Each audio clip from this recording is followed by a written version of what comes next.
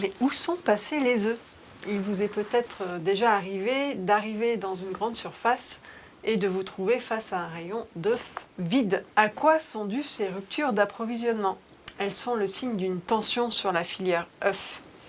Tension due en premier lieu à une augmentation de la consommation française des œufs, puisque nous avons atteint une consommation qui se chiffre à 237 œufs par an et par habitant. Il faut dire que l'œuf est une protéine bon marché qui a la cote en période d'inflation. L'œuf a redoré son image nutritionnelle et c'est un aliment qui se cuisine facilement, autant pour confectionner des plats salés que sucrés.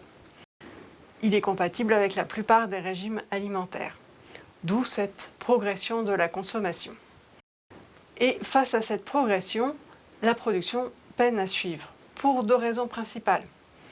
Tout d'abord, des épisodes sanitaires qui limitent l'augmentation de la production, comme la grippe ou l'influenza aviaire, mais aussi parce que nous développons des modes alternatifs à la production d'œufs en cage. Il faut donc plus de surface, plus de bâtiments pour produire la même quantité d'œufs.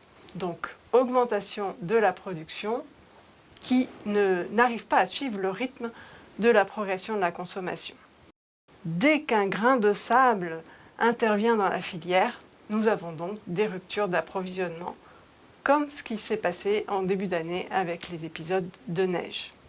Si l'on prend un peu de recul, cette situation n'est pas du tout atypique dans le monde, puisque nous avons les mêmes soucis au niveau européen, mais aussi au niveau mondial, avec des ruptures d'approvisionnement qui se répercutent dans plusieurs pays. Au niveau français, pour limiter les inconvénients de ces ruptures d'approvisionnement, la filière œufs de France a réfléchi à un plan d'ici 2030 qui vise notamment à augmenter la production d'œufs tout en limitant les impacts de l'influenza aviaire.